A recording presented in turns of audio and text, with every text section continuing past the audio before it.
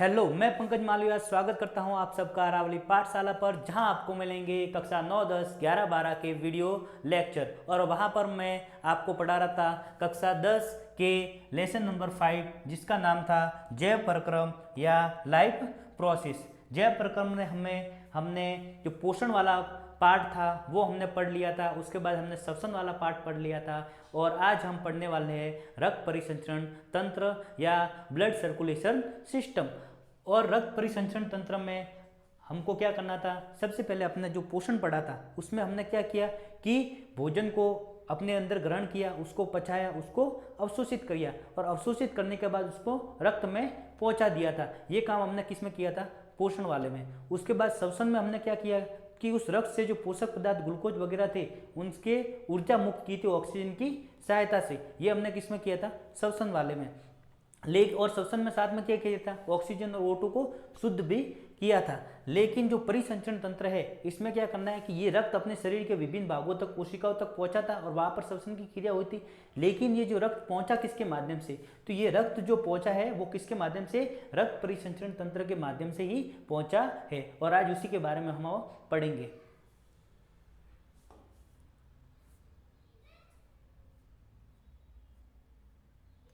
संवहन यानी पोषक पदार्थों को शरीर के विभिन्न भागों तक पहुंचाने वाला जो तंत्र है वही क्या कहलाएगा, संवहन तंत्र कहलाएगा। और इस संवहन तंत्र में जिस प्रकार से अपने घर में आपने देखा होगा कि पानी आता है और मोटर के माध्यम से क्या होता है, पूरे घर में सप्लाई हो जाती है। तो सेम उसी प्रकार हमारे अंदर क्या है, पानी की तरह तो है रक्त। और रक्त को मोटर अपने अंदर एक लगी हुई है जिसका नाम क्या है, हृदय। और इस हृदय के द्वारा क्या होता है, पानी को शरीर के विभिन्न भागों में, रक्त को विभिन्न भागों में पहुंचाया जाता है। तो संवहन तंत्र में मुख्यतः हमको 3 चीजों के बारे में पढ़ना है। सबसे पहला है हृदय, क्या है हृदय।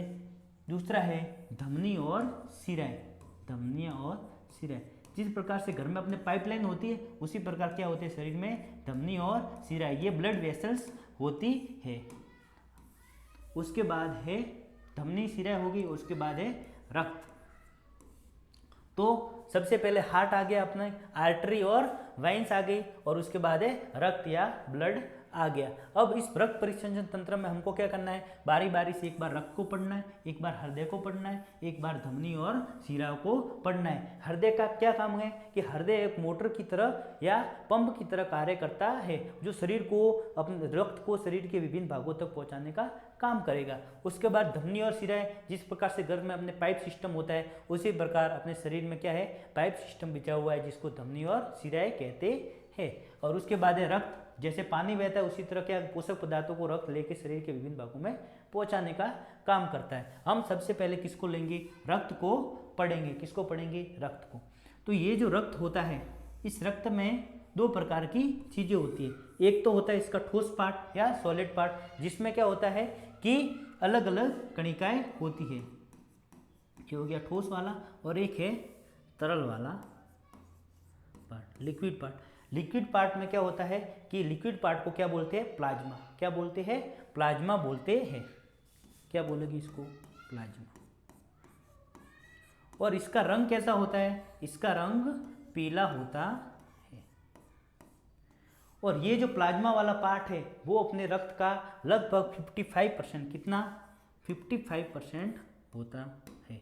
और ये जो ठोस सॉलिड पार्ट है वो 45% होता है। अब इस ठोस वाले पार्ट में 3 चीजें आ जाती हैं, कितनी, 3। पहला है आरबीसी, दूसरा है डब्ल्यूबीसी और तीसरा है प्लेटलेट्स। जो आरबीसी होती है, जिसका क्या नाम है हिंदी में, इसको बोलते हैं लाल रक्त कणिकाएं, रेड ब्लड कार्पस। और डब्ल्यूबीसी व्हाइट ब्लड कार्पस या श्वेत रक्त कणिका है। और तीसरा है प्लेटलेट्स या बिंबाणु। अब इन सब का अपना अपना कार्य है। जो लाल रक्त कणिका होती है वो क्या करता है, अब जैसे आपने अपने शरीर में क्या, रक्त के माध्यम से ऑक्सीजन और कार्बन डाइऑक्साइड CO2 आदान प्रदान होती है, तो इसको लेके जाने का काम कौन करता है, ये आरबीसी करती है। तो इसका क्या काम हो जाएगा, O2 तथा CO2 का वहन करना। अब आपने देखा होगा कि हमारे रक्त का रंग कैसा है, लाल। तो वो लाल किस लिए होता है कि इस आरबीसी में हीमोग्लोबिन पाया जाता है। क्या पाया जाता है, हीमोग्लोबिन पाया जाता है, जिसके कारण क्या होता है, रक्त का रंग लाल होता है। तो आरबीसी क्या करेगी, हमारे रक्त के अंदर CO2 तथा O2 का परिवहन करने का काम कौन करेगी, आरबीसी करेगी। और यह रक्त के जो लाल रंग है वो किसके द्वारा होता है, इसमें उपस्थित हीमोग्लोबिन के कारण होता है। उसके बाद है ये WBC, ये कौन है, अपने रक्त के अंदर उपस्थित क्या है, सैनिक है। क्या है, सैनिक। जब बाहर से कोई बैक्टीरिया वगैरह आ जाते हैं या कोई एंटीजन आ जाते हैं तो ये क्या करता है, अपनी रोगों से सुरक्षा करता है। तो ये 5 प्रकार की जो एंटीबॉडी ये WBC अपने शरीर के अंदर पाई जाती है। उसमें से कुछ क्या होती है, भक्षाणु। ये क्या करेगी, बाहर से बैक्टीरिया आएगी उसका भक्षण कर लेगी। तो कुल मिला के ये क्या करता है, हमारे जो शरीर है उसको रोगों से सुरक्षा करता है। तो रोगों से सुरक्षा करता है, रोगों से सुरक्षा काम करने का काम कौन करेगा, WBC करेगी। उसके बाद है प्लेटलेट्स। ये क्या करेगा, अपने जो जैसे दीवारों की मरम्मत करते हैं, सीमेंट कैसे होता है, सेम उस सीमेंट की तरह ये कार्य करता है। अब आपने देखा होगा कभी कभी अपने क्या लग जाती है, चोट। तो पहले तो बहुत मात्रा में, ज़्यादा मात्रा में ब्लड निकलता है, लेकिन धीरे धीरे वो बंद हो जाता है और उसके ऊपर जहाँ पर चोट लगी है वहाँ पर एक रक्त का थक्का सा जम जाता है। तो उस थक्के को जमाने का काम ही कौन करेगी, ये प्लेटलेट्स करेगी। ये क्या करेगी, जैसे ब्लड अपना बाहर निकला, ब्लड ऑक्सीजन के संपर्क में, बाहर की वायु के संपर्क में आएगा, तो ये सीमेंट की इसकी संरचना मैं आपको बताऊंगा ये कैसे होती है, एक दूसरे को पकड़ने का काम करती है। तो ये जो आरबीसी है उनको पकड़ के रोकने का काम कर लेगी और क्या करेगा, रक्त का थक्का बना देगी।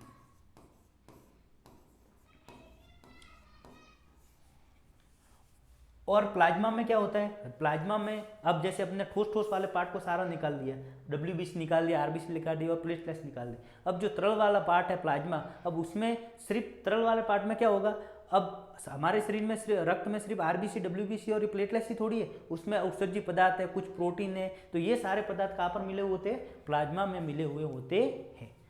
अब हम पढ़ लेते इसको। मनुष्य में भोजन, ऑक्सीजन व अन्य आवश्यक पदार्थों की निरंतर आपूर्ति करने वाला तंत्र सहन तंत्र कहलाता है।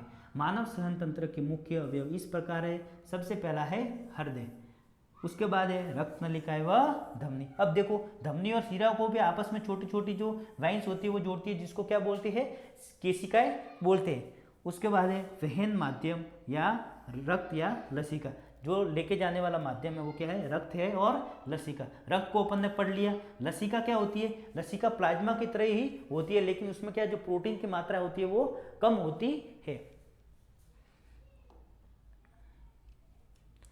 अब रक्त के अवयव, ठोस अवयव और द्रव अवयव। द्रव अवयव को क्या बोलते हैं, प्लाज्मा। इसका रंग कैसा है, देखो पीले रंग का होता है। तो प्लाज्मा क्या है, पीले रंग का तरल पदार्थ होता है, जिसमें 90% तो क्या होता है, जल, और दूसरा शेष 10% क्या होता है, जैविक तथा कार्बनिक तथा अकार्बनिक पदार्थ होते हैं। जैसे कि जैविक पदार्थ है प्लाज्मा प्रोटीन, एल्ब्यूमिन और ग्लोब्यूमिन। उसके बाद अजैविक खनिज तत्व पाए जाते हैं। अब आ जाते हैं ठोस वाले पार्ट पे। ठोस वाले पार्ट में सबसे पहले क्या है, आरबीसी, लाल रक्त कणिकाएं। ये क्या काम करेगी, O2 तथा CO2 का वहन करेंगी। हीमोग्लोबिन या रक्त को लाल रंग देती है। आरबीसी की आकृति के पूछे तो कैसी है, इसकी आकृति द्विअवतलाकार या बाइकॉन्केव है। उसके बाद है श्वेत रक्त कणिकाएं, WBC। ये क्या करेगी, शरीर को रोग मुक्त बनाने में सहायता करती है। उसके बाद ये प्लेटलेट्स। इस प्लेटलेट्स की आकृति आप देखो, प्लेटलेट्स की आकृति कैसी है, ये देखो जैसे कोई पकड़ने वाला नहीं होता उस प्रकार की है। तो प्लेटलेट्स रक्त का थक्का बनाने में सहायक होता है। ये देखो, ये रक्त लिया अपने टेस्ट ट्यूब में, उसमें से देखो 55% तो क्या है, प्लाज्मा, और उसके बाद 45% है इसमें जो कणिका वाला पार्ट है वो। ये प्लाज्मा होते हैं, उसमें एंटीबॉडीज भी पाई जाती है, इसीलिए तो कोरोना वगैरह में प्लाज्मा डोनेट करते थे हम। अब हमने रक्त को पूरा पढ़ लिया। अब किसकी बारी है, धमनी और शिराओं की। धमनी और शिराएं। अब धमनी और शिराएं क्या होती है, ये जैसे हमारा क्या है, हृदय, ये अपना हृदय है, और ये शरीर के मान लो विभिन्न क्या है, कोशिका या अंग है। अब हृदय क्या करेगा, हृदय रक्त को सिर्फ पंप करने का काम करता है, और यहाँ पर अपने क्या है, फेफड़े, ये अपने मान लो फेफड़े। तो जो हृदय होता है वो क्या करेगा जी, सारी जो रक्त अपने शरीर की जो कोशिकाएं होती है वो क्या करेगी, ऑक्सीजन को ग्रहण करेगी और CO2 को रक्त में डाल देंगी। अब ये जो CO2 वाला रक्त है वो हृदय में आ जाएगा। तो ये जो CO2 वाला हृदय में जो रक्त लेके आती है वो तो क्या कहलाती है, शिरा। क्या कहलाती है, शिरा। और हृदय से जो शुद्ध रक्त है, ये शुद्ध रक्त हृदय से वापस कोशिकाओं तक लेके जाएगा, वो कौन कहलाएगा, धमनी। तो शिरा की परिभाषा क्या होगी, रक्त है वो कहां से,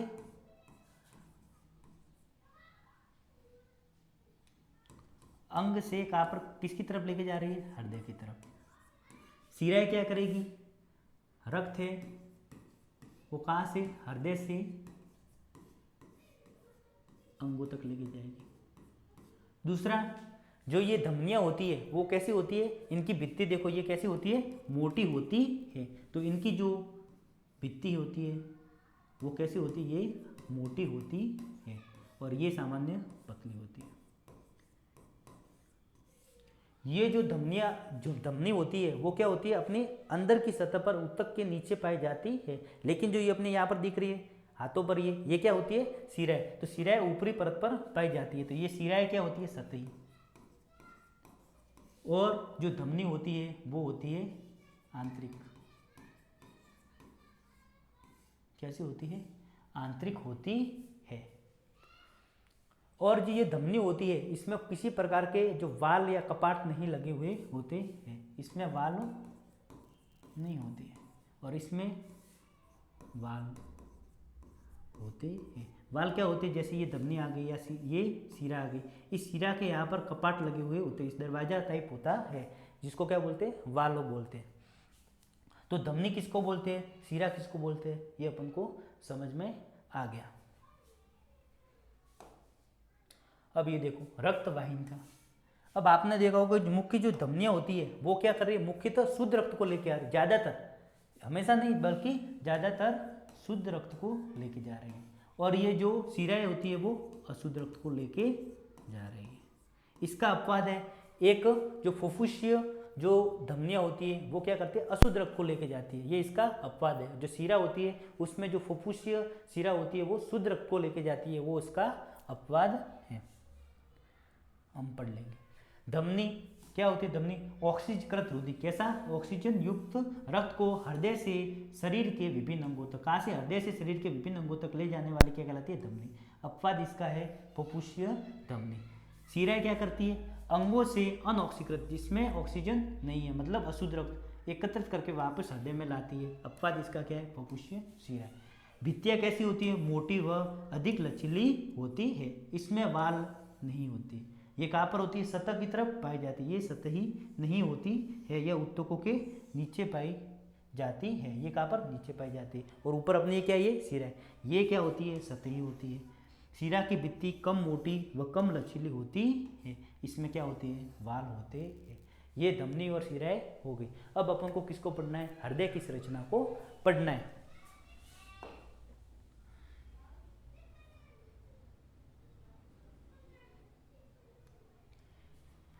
ये क्या है, हृदय, ये हृदय है। ये आपकी किताब में डायग्राम ये दिया हुआ है। अब ये जो हृदय है अपना, ये हृदय 4 भागों में डिवाइड है। ये इस प्रकार के हृदय के 4 भाग होते हैं। ये वाले जो ऊपर वाले भाग होते हैं वो क्या कहलाते हैं, आलिन। क्या कहलाते हैं, आलिन। और नीचे वाले भाग है वो क्या कहलाते हैं, नीले। ये होता है बाया आलिन, बाया नीले। ये दाया आलिंद, दाया नीले। जो दाया आलिंद और दाया नीले है, इनके मध्य ये देखो यहाँ पर कपाट है। ये क्या है, दरवाजे है। ये दरवाजे कैसे खुल रहे, ऐसे वापस। ये कपाट क्या काम करेंगे, जो एक आलिन से नीले में रक्त आ गया उसको वापस आलिन में नहीं जाने देंगे, तो रक्त को उल्टी दिशा में बहने से रोकते हैं। तो यहाँ पर ये जो कपाट होते हैं, ये यहाँ पर कपाट होते हैं। तो दाया आलिंद और दाया नीले के बीच में त्रिवलिनीय कपाट होते हैं और बाया आलिंद और बाया नीले के बीच में द्विवलिनीय कपाट होता है। अब जो आलिंद होते हैं उसका जो आयतन होता है वो ज़्यादा होता है, लेकिन जो नीले का आयतन होता है वो कम, क्योंकि नीले के माध्यम से ही पूरा शरीर में जो ब्लड है वो पंप होता है, इसलिए जितना उसका क्या होगा आयतन वो कम होगा तो वो ज़्यादा प्रेशर से रक्त को शरीर के विभिन्न भागों में पहुँचाएगा। तो ये हृदय की संरचना होगी। अब रक्त है वो सबसे पहले यहाँ पर आता है हृदय में, और इस हृदय में जो 3 प्रकार की शिराएं होती है। एक तो ये बाहर नीचे के भाग से जो पानी निचली महाशिरा शरीर के अपने जो नीचे वाले भाग है वहाँ से अशुद्ध रक्त को लेके आती है, और दूसरा है ऊपर की तरफ महाशिरा जो अपने शरीर के ऊपर वाले हिस्से से लेके आती है, और तीसरी है कार्डियक शिराएं जो क्या करती है अपने हृदय की जो आंतरिक सतह है उससे अशुद्ध रक्त को लेके आती है। ये सारा रक्त यहाँ पर आ जाएगा, ये अशुद्ध रक्त है वो यहाँ पर देखो आ जाएगा, और यहाँ पर आने के बाद ये अशुद्ध रक्त कहाँ पर चला जाएगा, दाएं नीले में चला जाएगा, दाएं नीले से वापिस फेफड़ों में जाएगा, फेफड़ों से रक्त शुद्ध हो जाएगा, कहाँ पर आएगा वापिस बाएं आलिंद में, और बाएं आलिंद से द्विलिंग कपाट से होता हुआ बाएं नीले में, और बाएं नीले से यहाँ पर माँ धमनी होती है उसके द्वारा वापस पूरे शरीर में चला जाता है। यह हम इसका जो परिसंचरण तंत्र पढ़ेंगे उसमें मैं आपको बताता हूँ। तो ये हृदय की संरचना होगी। अब हृदय का मैं आपको एक 3D डायग्राम बता देता हूँ जिससे आपको समझने में आसानी रहेगी। ये देखो, ये क्या है अपना रक्त परिसंचरण तंत्र पूरा है। देखो ये अपनी क्या है, जो नस, ये जो रेड कलर की ये धमनी है, ब्लू कलर की जो शिराएं है, ये पूरे अपना क्या है रक्त परिसंचरण तंत्र। और ये अपना जो फेफड़ा है, दायां फेफड़ा बायां फेफड़ा, इस दाएं फेफड़े इस फेफड़े के नीचे ही क्या है अपना हार्ट है। ये देखो क्या आ गया, अपना हृदय आ गया। अब इस हृदय के ऊपर ये जो पतली पतली सी ऊपर एक परत है, इस परत को जब हटाते हैं तो अपने हृदय की संरचना अपन को दिखाई देगी। ये देखो, ये क्या है अपनी हृदय की संरचना है। अब हृदय में ये देखो आलिंद है और नीचे वाले नीले, ये कैसे पंप की तरह पूरा बना हुआ है। ये वाला ये अपने आलिंद और नीले। अब जो अपने किताब में चित्र दिख रहा है वो ये सिर्फ हृदय को खोलते हैं, ये देखो इसके अंदर से दिख रहा है आलिंद और नीले, ये ग्लैमरस संरचना होती है, ये आपस में ऐसे जुड़ी हुई होती है। तो इस प्रकार से ये अपना क्या है हृदय इस प्रकार का बना हुआ है, बंद मूर्ति के आकार का, इसमें आलिंद और नीले ऐसे बने हुए हैं।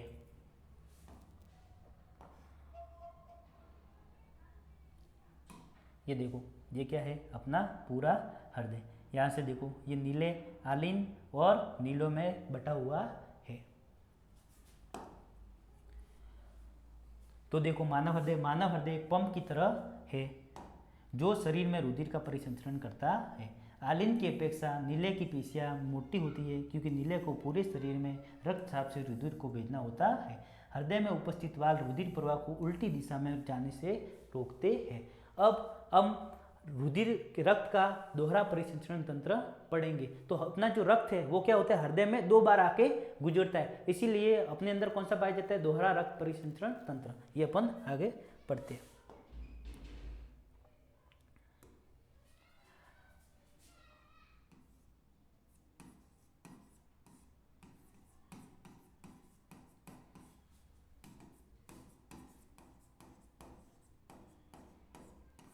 Double blood circulation system.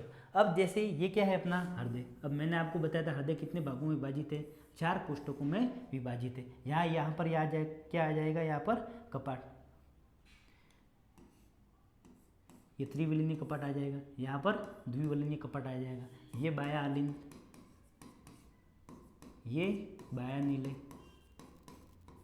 ये दायां आलिंद, ये दायां नीले।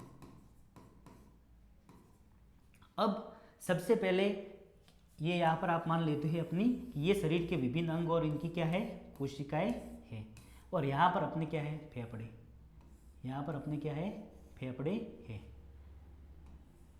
अपने क्या है यहाँ पर फेफड़े है।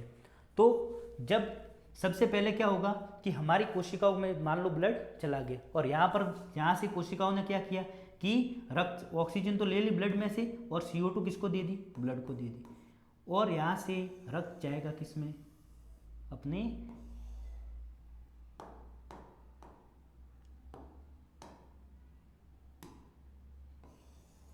यहाँ से रक्त किसमें गया दाएं आलिंद में। तो ये जो रक्त को लेके जा रही है ये क्या कहलाएगी? महाशिरा। और ऐसी ऐसी जो रक्त के एक तो नीचे वाले भाग से, अपने शरीर के नीचे वाले भाग से रक्त को लेके जाएगी, एक शरीर के ऊपर वाले भाग से। तो यहाँ पर दो सिराएं आती है, ऊपरी महाशिरा और निचली महाशिरा।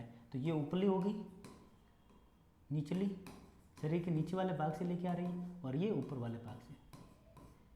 और एक यहाँ पर एक तीसरी महाशिरा और होती है जिसको कार्डियक महाशिरा भी बोलते हैं। वो क्या करते हैं, अपने हृदय की जो अंदर की भित्ति होती है उन वहाँ से अशुद्ध रक्त को लेके आती है। अब ये अशुद्ध रक्त यहाँ से कहाँ पर आ जाएगा? दाएं आलिंद से दाएं नीले में आ जाएगा। कहाँ पर? दाएं नीले में। अब दाएं नीले से ये त्रिविलिनीय कपाट के माध्यम से यहाँ पर आएगा, और दाएं नीले से ये रक्त अशुद्ध रक्त कहाँ पर चला जाएगा?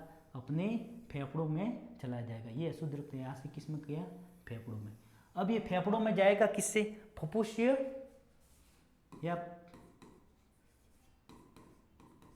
फुफ्फुसीय धमनी।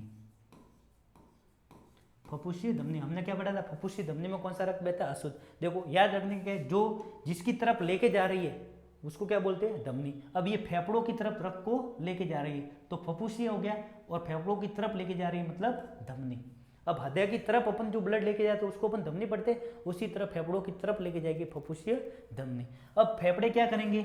इस जो CO2 वाले रक्त है इसमें से CO2 को बाहर निकाल देंगे, और इसको शुद्ध करके इसके अंदर क्या डाल देंगे? ऑक्सीजन डाल देंगे। रक्त कैसा हो गया? शुद्ध हो गया। अब ये शुद्ध रक्त है वो कहाँ पर आएगा? अपने जो बाया आलिंद है इसमें शुद्ध रक्त आ जाएगा। शुद्ध रक्त कहाँ पर आ गया? बाया आलिंद में आ गया। अब बाएं आलिंद से ये शुद्ध रक्त किस में जाएगा? बाएं नीले में, द्विविलिनीय कपाट के माध्यम से बाएं नीले में जाएगा, और बाएं नीले में यहाँ पर महाधमनी होती है। कौन? महाधमनी। धमनी क्या करेगी? हृदय से विभिन्न अंगों तक पहुंचाएगी।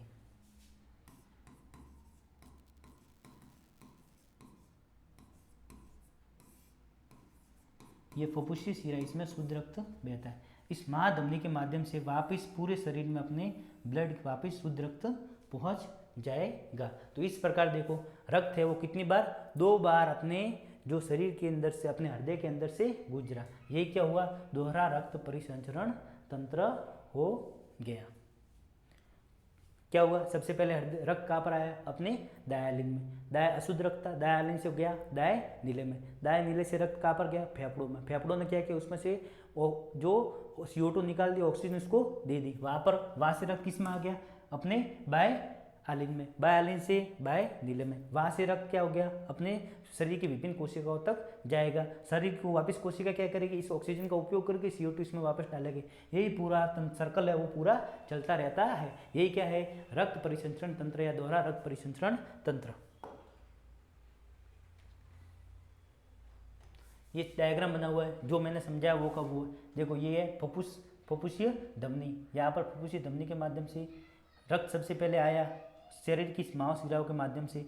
ये दाएं आलिंद में, दाएं आलिंद से दाएं नीले में। दाएं नीले के बाद ये रक्त कहाँ पर गया? अपनी फुफ्फुस की कोशिकाओं के अंदर। इसने क्या? ऑक्सीजन निकाली, और इसमें CO2 निकाली और ऑक्सीजन इसमें डाल दी, और ये शुद्ध रक्त हो गया। शुद्ध रक्त है वो फुफ्फुसीय शिराओं के माध्यम से किस में आ गया?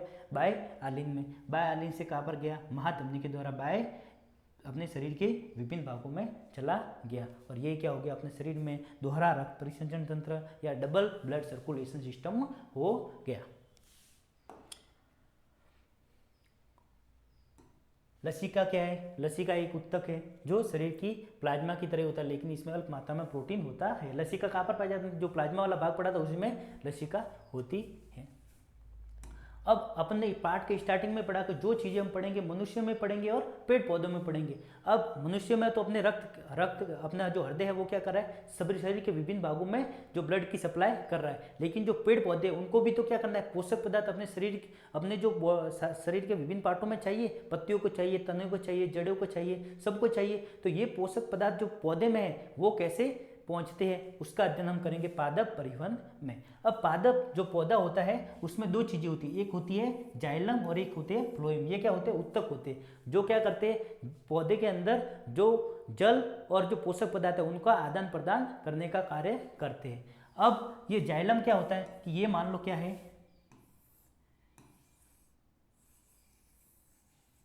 कोई पेड़ है और इस पेड़ में जो जाइलम होता है, यहाँ पर देखो पेड़ के ऊपर ये पत्तियां है, ये पत्तियां क्या करेगी, वाष्प उत्सर्जन की क्रिया, क्या करेगी, वाष्प उत्सर्जन की क्रिया। साथ ही साथ क्या करेगी, पत्तियां ऑक्सीजन को ग्रहण करेगी, CO2 को ग्रहण करेगी, ऑक्सीजन को छोड़ेगी। पेड़ पौधों के लिए तो क्या है, जो CO2 वही पोषक पदार्थ है, तो ये O2 और CO2 यहाँ पर क्या होगी, आदान प्रदान होगी, एक्सचेंज होगी। तो ये जो CO2 ये तक क्या नीचे वाले भागों तक अपन को पौधे के चाहिए। जल कहाँ पर मिल रहा है, जल यहाँ पर जड़ों वाले पार्ट से अपन को जो पेड़ है उसको जल मिल रहा है। अब जल को क्या करना है, पौधों की विभिन्न ऊपर भाग तक पहुँचाना है। अपन ने सिर्फ अगर जल को पौधों के विभिन्न भागों तक पहुंचा दिया, पोषक पदार्थों को क्या करना है, पौधे को विभिन्न भागों तक पहुंचा दिया, तो ये क्या हो जाएगा, पादपों में परिवहन होगा। अब ये दो उत्तक है, इनका काम क्या है, सबसे पहला है जाइलम। देखो जाइलम से आप याद रखना, जा आ रहा है मतलब जल, जा ये जल ले लेना और ल, जाइलम। तो जाइलम क्या करेगा, जल और जल के साथ मिले हुए खनिज लवणों का पौधे के विभिन्न भागों तक पहुंचाने का कार्य करेगा। अब ये देखो फ्लोएम, फ्लोएम से याद रखना फल कहाँ पर लगते हैं, अपने पेड़ पौधे के ऊपर लगते हैं। तो ये जो पत्तियों द्वारा प्रकाश संश्लेषण की क्रिया द्वारा क्या बनाया जाएगा, भोजन बनाया जाएगा और ऑक्सीजन CO2 को ग्रहण किया जाएगा। तो ये सारी जो वापस जड़ों तक और पौधों को विभिन्न भागों तक पहुंचाने का काम कौन करेगा, फ्लोएम। कौन करेगा, फ्लोएम। फ्लोएम से फल से फल कहाँ पर लगते हैं, ऊपर की तरफ। ऐसा करके आप याद रख सकते हैं कि फ्लोएम क्या करेगा, वाष्प उत्सर्जन की क्रिया द्वारा सारे पोषक पदार्थों को जड़ों और तथा विभिन्न भागों में पहुंचाने का काम करते हैं। जाइलम क्या करेगा, जल तथा खनिज लवणों को लेकर पौधों को सभी भागों में पहुंचाने का काम करेगा। अब ये जल है वो कहाँ पर अपन को मिल रहा है, जड़ों से मिल रहा है यहाँ पर। लेकिन ये जल है वो ऊपर कैसे चढ़ेगा, ऊपर की तरफ जाएगा कैसे, तो आपको पता है जो पत्तियों में क्या होती है, वाष्प उत्सर्जन की क्रिया। पहला तो काम कौन कर देगा, जाइलम। जाइलम क्या करेगा, इसे जल स्तंभ बनाएगा, ऊपर की तरफ पानी को पहुंचाएगा। लेकिन पानी को ऊपर की तरफ कौन खींचेगा, कोई ऊपर मोटर तो लगी हुई नहीं है। तो ऊपर पत्तियों में लगातार क्या होता है, वाष्प उत्सर्जन की क्रिया होती है। वाष्प उत्सर्जन की क्रिया होगी तो क्या होगा, यहाँ से पानी वातावरण में चला जाएगा। तो एक जो प्रेशर क्रिएट होगा, ये पानी ऊपर की तरफ जाएगा, क्या होगा, सांद्रता में अंतर हो जाएगा। तो जो उच्च सांद्रता से जल निम्न सांद्रता की ओर जाना स्टार्ट हो जाएगा। इस प्रकार क्या होगा, जो जल है वो नीचे से ऊपर की तरफ जाएगा और पोषक पदार्थ है वो क्या होगा, ऊपर से नीचे की तरफ आएंगे। तो ये क्या हो गया, पादपों में परिवहन।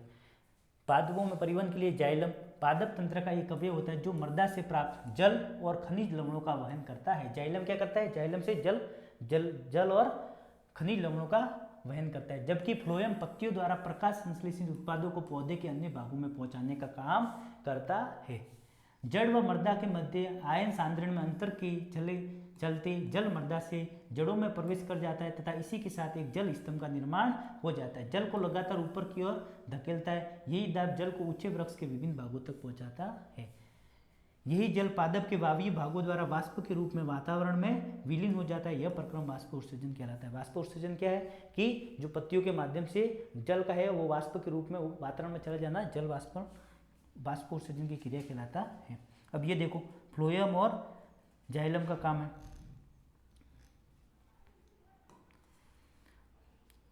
ये येलो कलर का ये क्या है, जाइलम। जाइलम क्या करा, पत्तियों से खाना बनाया, इसने जड़ों तक पहुंचा दिया। ये पानी है, ये फ्लोएम के ये जाइलम के माध्यम से क्या जा रहा है, ऊपर की तरफ, और फ्लोएम के माध्यम से पोषक पदार्थ नीचे की तरफ आ रहे हैं। फ्लोएम ने क्या किया, ये पत्तियों ने खाना बनाया, फ्लोएम ने इसको नीचे तक पहुंचा दिया। जाइलम ने क्या किया, यहाँ से जल वगैरह जो खनिज लवण मिल रहे हैं इसको पूरे शरीर के विभिन्न, ये जो अपने जो पत्ते जो पेड़ है इसके विभिन्न भागों तक पहुँचाने का काम कर दिया। इसी के साथ ये जो परिसंचरण या परिवहन तंत्र है वो अपने यहाँ पर पादपों में और मानव में दोनों में कंप्लीट होता है। धन्यवाद। और अगर आपको वीडियो अच्छी लगी हो और पूरा सिलेबस आपको एकदम क्रम वाइज हमारे चैनल पर मिलेगा, आपको क्रम वाइज पढ़ना है 9, 10, 11, 12 का, तो जल्दी से हमारे चैनल को सब्सक्राइब कर लीजिए। धन्यवाद।